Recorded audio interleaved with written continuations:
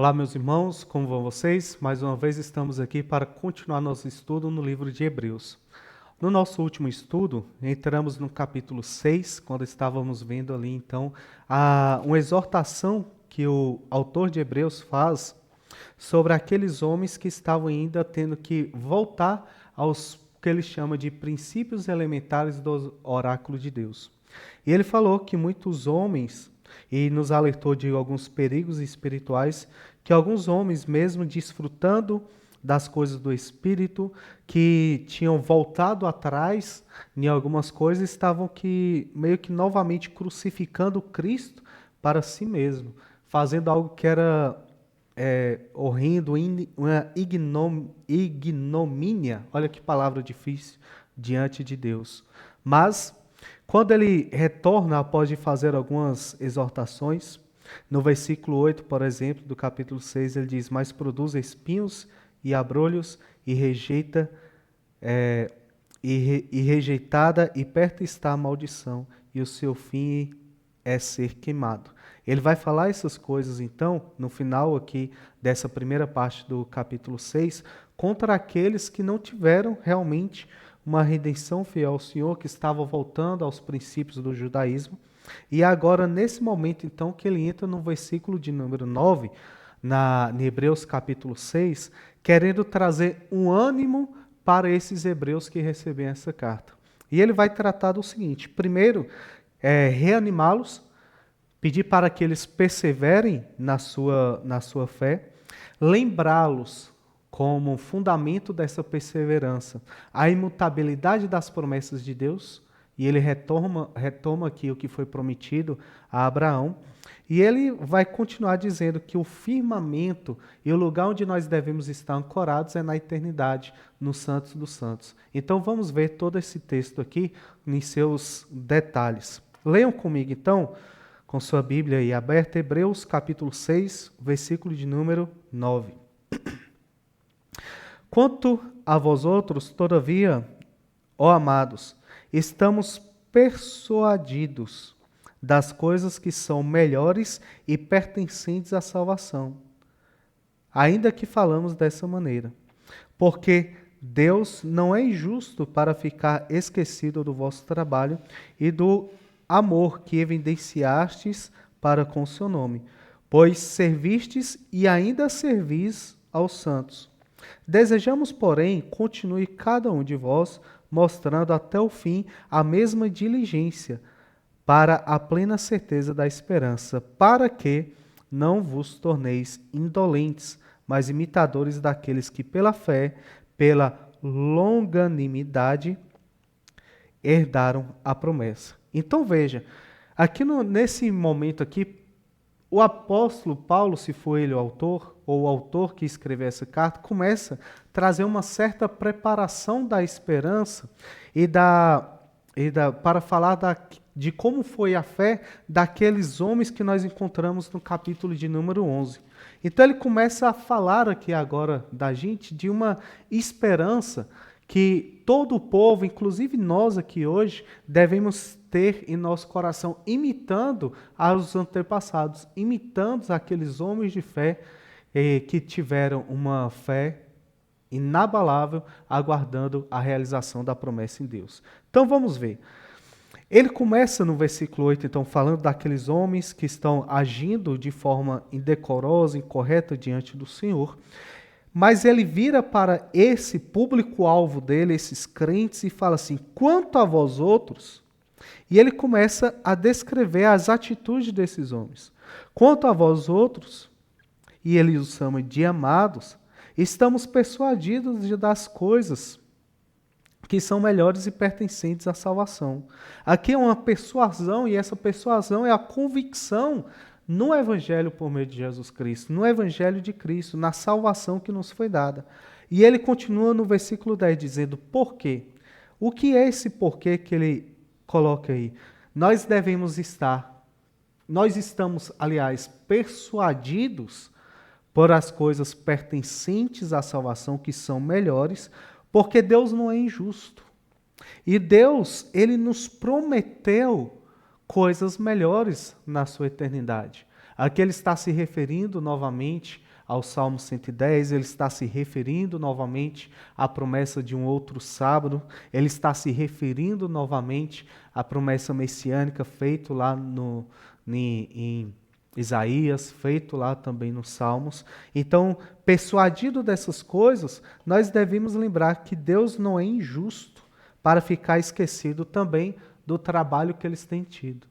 Muitas vezes na caminhada cristã, os homens podem acabar se desanimando, pensando, será que meu trabalho tem sido em vão? Será que as coisas que eu tenho feito ao Senhor são coisas que realmente têm significado? E muitas vezes, por conta de situações, talvez um desânimo de fé, talvez um momento de desânimo espiritual, as próprias ações e tudo que nós temos feito para o Senhor, a gente começa a colocar em dúvida. Poxa, será que o tanto que eu tenho feito ao Senhor tem valido a pena? Será que os momentos que eu tenho me dedicado a Deus tem valido a pena? O que o apóstolo está colocando, ou o autor está nos colocando, é o seguinte: Deus não é injusto para ficar esquecido do vosso trabalho e do amor que evidenciastes para com seu nome, pois servistes e ainda servis aos santos. Então veja, a primeira coisa que ele nos traz, olha, Deus não vai esquecer de tudo que nós estamos fazendo.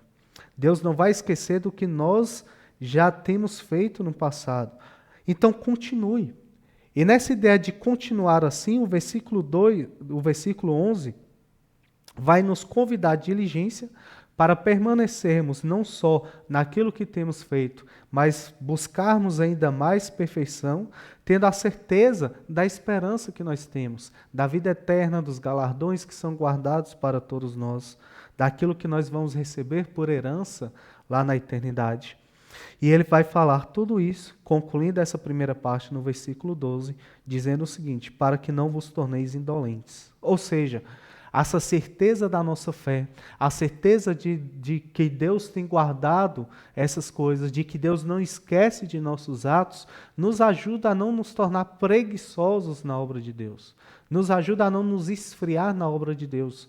Porque tudo aquilo que fizemos, que temos feito, que planejamos fazer para o bem do reino de Deus, não é realizações feitas aos homens, que muitas vezes demonstram ingratidões, que muitas vezes demonstram não reconhecimento, mas, como diz o Senhor Jesus Cristo lá no Sermão do Monte, quando ele fala a respeito das atitudes dos fariseus, que faziam diversas coisas para serem aplaudidos pelos homens, para serem abençoados pelos homens, ele diz, olha, as pessoas que fazem as coisas buscando o reconhecimento dos homens, esses já receberam o seu galardão.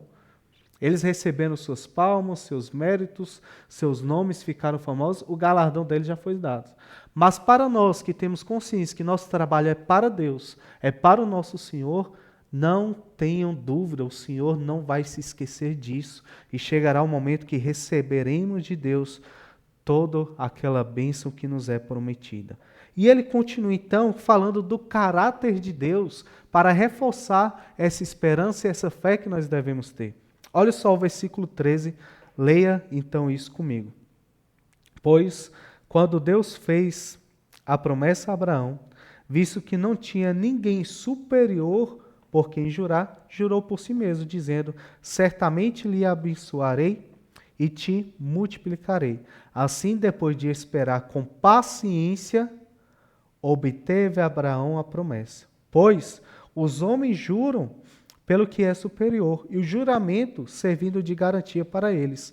É o fim de toda a contenda. Por isso, Deus, quando quis mostrar firmemente aos herdeiros da promessa a imutabilidade de seu propósito, se interpôs como juramento. Olha que coisa maravilhosa que o autor está nos colocando aqui. Olha que coisa significativa e no que nós devemos esperar.